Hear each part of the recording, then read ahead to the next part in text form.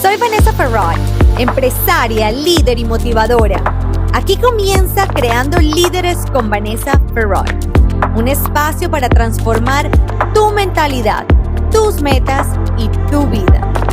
Today we welcome Chris Lee, an inspiring entrepreneur whose journey combines science, compassion, and creativity. He's a board-certified psychiatric nurse practitioner, founder of DreamCloud, and now the visionary behind Fur and Fable, a brand from love, design, and the special bond we share with our pets. Through DreamCloud, Chris reimagined mental health for a new generation. And with Fur and Fable, he's bringing that same heart and purpose to the world of pets. His history reminds us that healing, passion, and love come in many forms, sometimes even with 4 paws. Chris, thank you so much for coming into my podcast. I really appreciate it. Thank you so much for having me. I have so many questions, and I love that we have another guest with us. This is Milo. Milo, we welcome Milo as well. Milo has been an inspiration for Chris Lee. So we're going to talk about the story, but I want to ask you about the beginnings because we're going to talk a little bit more about everything that he's building, but I want to ask about Chris Lee when he was young. What were your biggest dreams and goals? When I was young, well, I'm one of those kids that was curious about everything. I wanted to do everything. I really wanted to be an actor, director. I worked in Hollywood for my first couple of years, doing PR.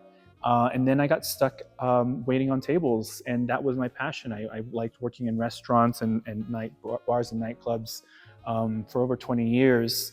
I really didn't know, where I fit into things. I just know that I wanted to be around a lot of excitement and energy, around a lot of people. And then the reality sank in as I grew older that I needed to find a career that was, or I wanted to find a career that was stable. So I ended up going into healthcare. I ended up going into nursing school. And I did that for several years. It was not fulfilling for me. It was not something that I wanted to do. So I went to grad school and studied psychiatry, became a psychiatric nurse practitioner.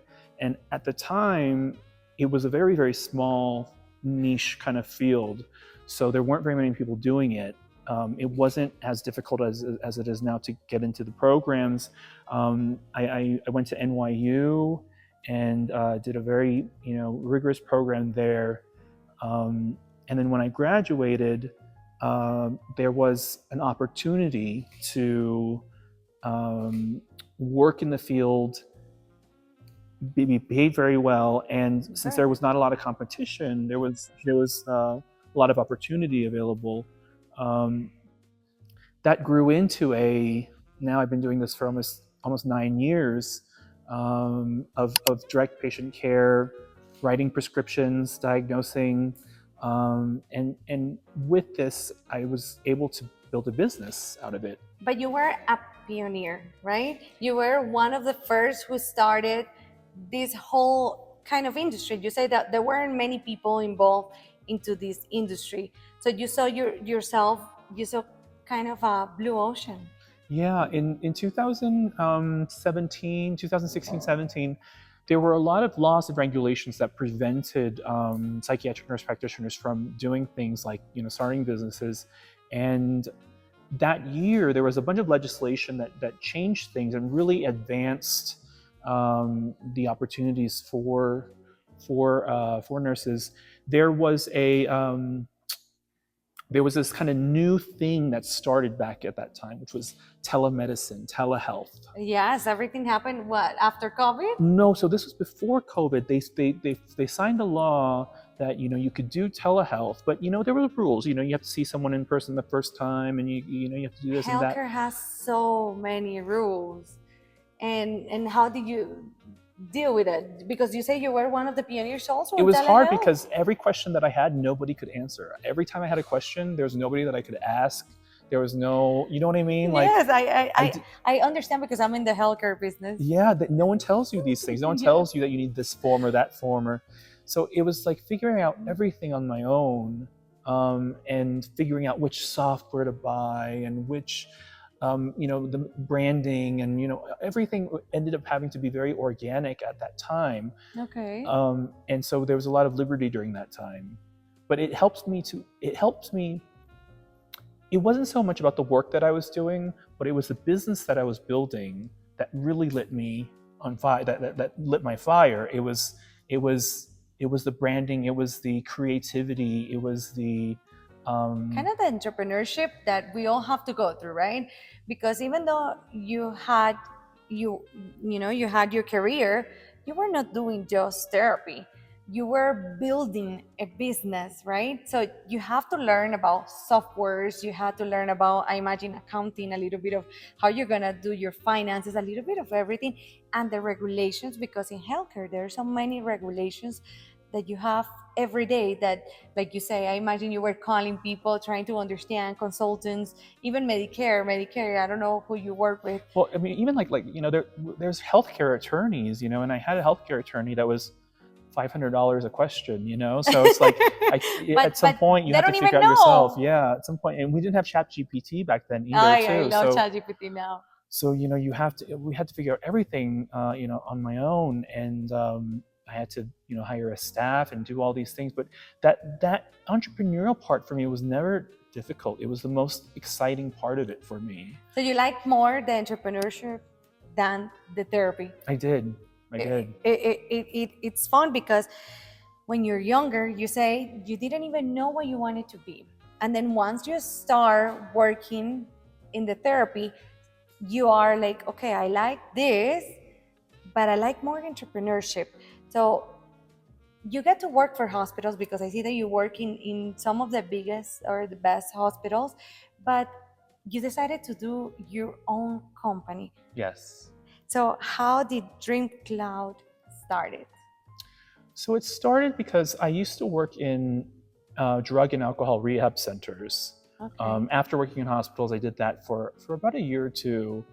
And I found that it was a very high-pressured, corrupt industry. Okay. That morally, I mean, I remember driving home crying in the car because of just things that I'd seen that just weren't right with me. Okay. And I wanted to open a private practice that catered to the Miami kind of private clientele kind of crowd. I opened a joint practice with another psychiatrist called Elevate Psychiatry, and even for that, he was a doctor, and he was very into the medical portion of it.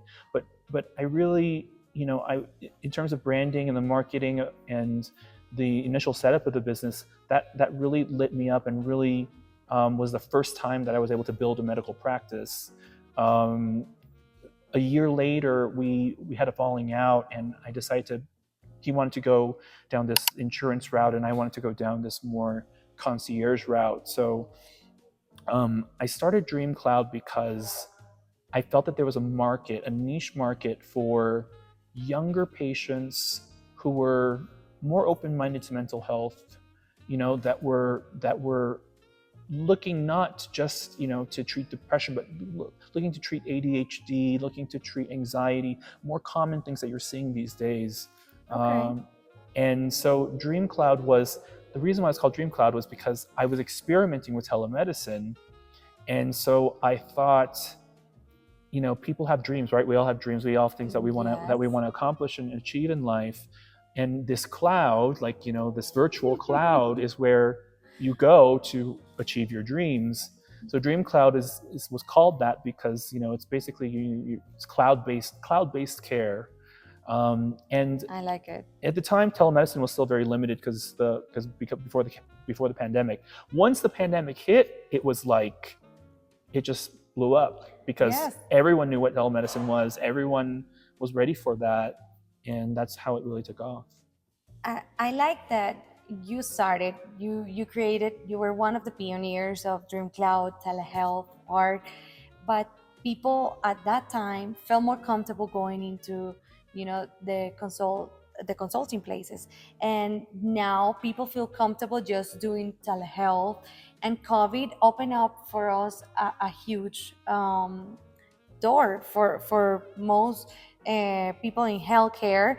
And I just think that you were kind of a savior for many people, because you were able to help them through their anxieties. You were able to help them through everything that we were all going through. You blew up because of the situation. How many people were scared? How many appointments did you have through that time? I mean, we grew very fast, just because of the circumstances and the kind of market that we were targeting. But I mean, I went from having 10 patients, I remember, one Saturday a month, to having over 350 patients Oh a my month. God. And it happened very quickly. I was fortunate that it happened very quickly. But I do think that, I mean, they're all, the demographic is very similar. I mean, they're all healthy, driven, motivated patients. They're all great with wonderful stories. I learn so much from them every day. But yeah, we have a good crowd there. I love that. And I actually want to go back a little bit, because I want to teach our community one thing. Where are you from? Where is DreamCloud? Where did you open DreamCloud as well? So my family's Korean, South Okay. Korean. They're from South Korea, and I was born in Washington State, in Seattle. I grew up in Southern California, in Orange County, the city called Fullerton. But I didn't stay there long. I stayed there till 18, and afterwards, I moved to LA. I moved to Miami shortly thereafter. Lived in Miami for 20 years. Lived in New York for about 4 years. Lived in Paris for half a year, and then I discovered Colombia. Hi. He learned some of the beautiful countries, some of the most wonderful cities. You have been everywhere, and Not everywhere, but some good places. Yeah. he's been humble, because you have been living into some of the, everybody's dreaming to go to Miami. Everybody dreams to go to LA and live in those cities. And now, pues, Colombia is one of the best countries in the world, because of everything that, we give. And you have been able to see, I'm Colombian. We are so warm, and the food. I imagine that that's what you like from Colombia. Colombia was a complete fluke. It was a complete accident that was meant good to accident. No, but it was not an accident. It was like fate. It was fate. It was meant It to was happen. meant to be. Because I would have never guessed in a million years that that I'd be here. I came the first time with a friend. We went to Bogota for just to go sightsee. We went there once. I had such a great time that I had to come again, right? Of course. So I booked another trip.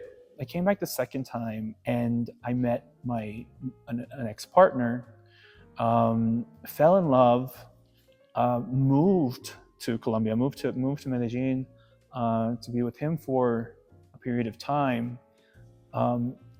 We broke up, but the pandemic happened. Okay. And there were no flights out of Colombia during that time for 10 or 11 months. Oh, wow. So what ended up happening was I was here for almost 2 years, kind of stuck and unable to leave. And during that time, I discovered that it gives me goosebumps thinking about it. Like this is my Colombia love story. Oh, I love it. During that time, I made the best friends, had the craziest times, had the most vivid realizations, felt closer to God. I cleaned up a lot of my partying and just all the kind of nonsense stuff that was happening in Miami. And it was such a healing process for me that ever since that time, I made a promise that I was gonna always keep one foot here. I was gonna, maybe start a business here someday, or maybe do something. But there's something just always brought me back. Well, I'm so happy that you were able to find this gem, because this gem of Colombia we have so many beautiful things. We are such a great country, and not many people are able to see what we're able to offer. So we welcome you as a Colombian. I welcome you, even though I live in Miami, and I love Miami, I love LA, I love everywhere in the world, but Colombia is Colombia, and you're you're very lucky, and you had the opportunity to be here, well, eating the best food and amazing people, because Medellin also, you are in Medellin, and Medellin has some of the most wonderful people in our country. So you're very lucky. But now let's circle back. So DreamCloud is in Miami, It's based in Miami. but it also has telehealth for everybody else. So we treat patients I'm licensed in Florida and New York. So Ah, Florida New and New York York too. is that's our market. A lot of people in the U.S. travel between Florida and New York very Yes. frequently. So A it's lot of New Yorkers went to Miami after the Mhm. pandemic. Mhm. It was a beautiful thing. So you got New York, and then you have Miami. But with the telehealth, did you open opportunities for other people to participate in the therapies? The thing that's hard is it's you need to be licensed in every single state. Ah, that's And that well, I know it's that. a huge barrier because licensing is hundreds of dollars for one state, Yes. So So you were licensed in New York and Yeah. in Miami. Well, it happens the same thing with home health. My home health right now, we are in Miami, and we expanded to Broward, but we can only provide services in those Mhm. two regions. So I totally understand, and healthcare is very regulated. So now, what was the most common challenges or struggles that you saw in your patients? The most common challenges are usually anxiety and focus. Okay. I think that both anxiety and focus problems begin at a very young age. Okay. So, this isn't necessarily just a reflection of what's going on right now in the world, but over the past 20, 30 years, people just have had increased exposure to triggers that cause anxiety, that derail focus.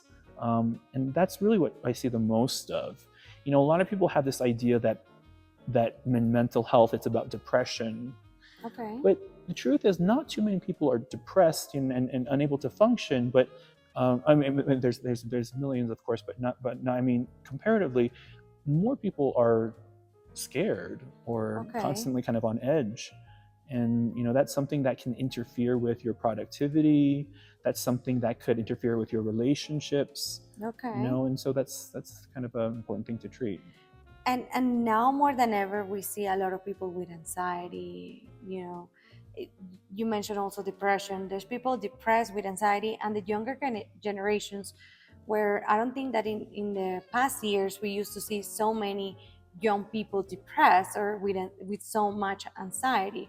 Do you think that has to do with how they were raised, or? I think it's a generational difference because our parents, they grew up and they didn't want anything to be wrong with their kids. Nothing is wrong with my kids. My kids are perfect. They don't have any diseases. They're nothing. They're good. Now the generation has changed where we look for things to be wrong with our children because we want to treat it.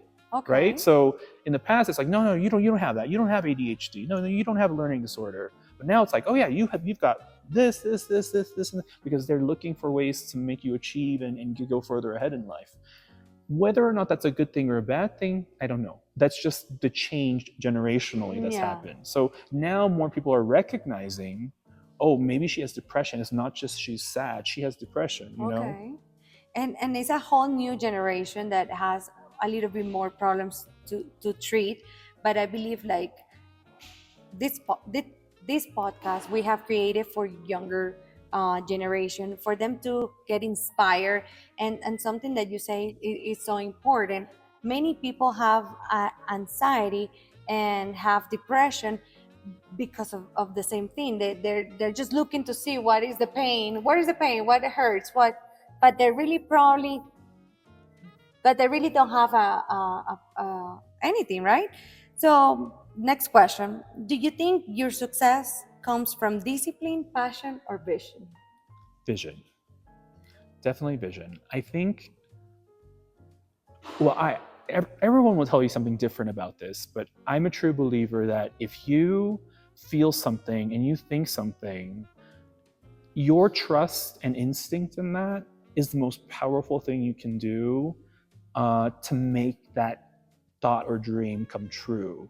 Too many people ask other people or ask for advice or look for validation, and I think that that's the one major killer of creativity and something that's original.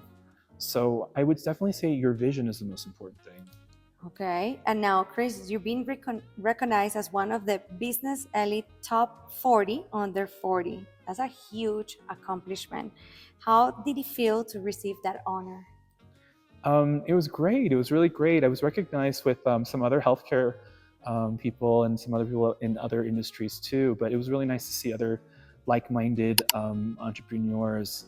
Yeah, it was definitely a good moment. And usually we see the successful people being in the 50s, 60s, and you were under 40, created something beautiful, something meaningful, and now you went from helping people heal their minds to creating products that bring comfort and love.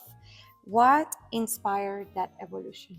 So this winter, I am releasing I'm launching a new brand called Fur and Fable, and Fur and Fable is a dog carrier brand. So this is a sample. This is a sample version. It's missing a few pieces, including the logo, but this is an original design that I designed for a dog carrier. And the inspiration, of course, was my dog, Milo, who was my best friend during the pandemic. I had adopted him in Colombia, and he is like my best friend, and he changed my life. One thing that I have a problem with is he's very small, so he doesn't like to walk very far. He doesn't like to go he can't walk very far. He gets tired very easily, and he's a little bit lazy, so he doesn't like to walk too much. He doesn't like to work out much.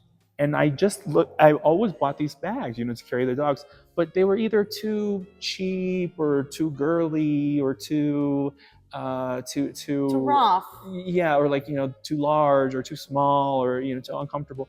And so I thought, God, no one's making like a great bag, for that you would want to carry around. So I went on this mission to design and develop these bags. And then I started taking my resources from Dreamcloud and putting it into this project, this hobby that I called it my hobby. And for the past year, I've been working on developing a line, and there's 5 models now, and there's 3 or 4 different colors, and we're launching a pet perfume with it together. Fur and Fable perfume. I have a dog, so I am going to take definitely one. Okay. So I can take it to Miami and I can put it into my dog. My dog, I love when he smells good, but I haven't found something, that I like to, put on him. So I want to make sure that I can take. Can we smell it? Yeah, absolutely. All right. This one is our Fresco. So Fresco has kind of like a. Oh my God! It smells delicious. I love it. It has like a baby powder, fresh. I love this, and it has 0 alcohol. Zero alcohol. I like it. Hypoallergenic.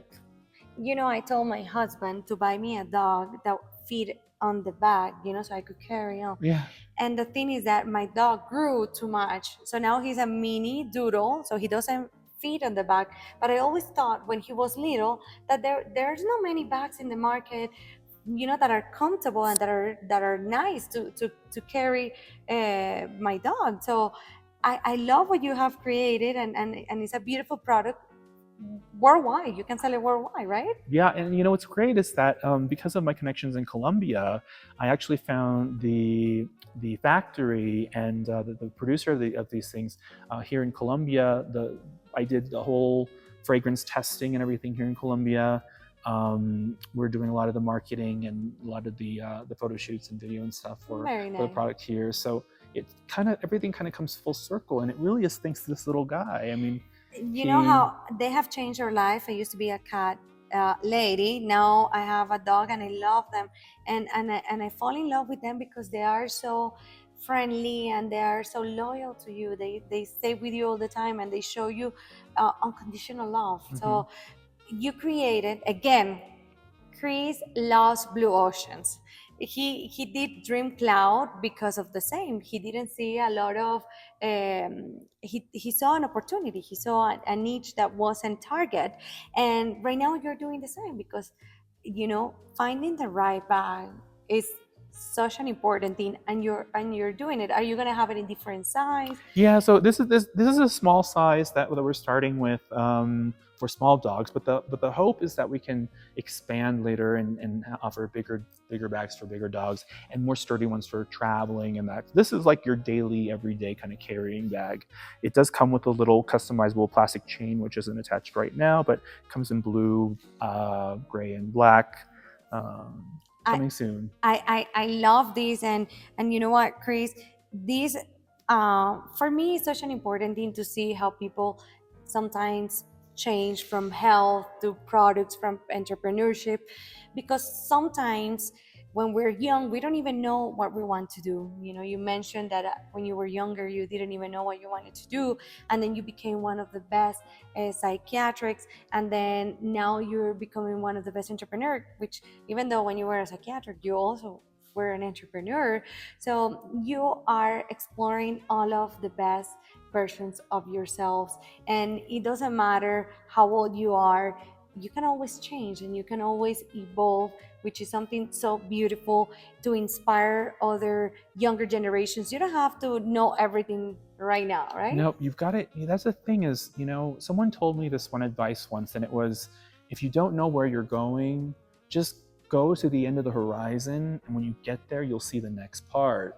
And I always think about that because when I feel very lost, I become overwhelmed and I get stressed out. Like, where is this going? What am I doing? What am I doing with my life? But I learn more and more each day that it's like, if you just get through today, through the end of the week, then you'll see the next week and see what comes next. And my whole life has been like that. That's the journey that I've been on.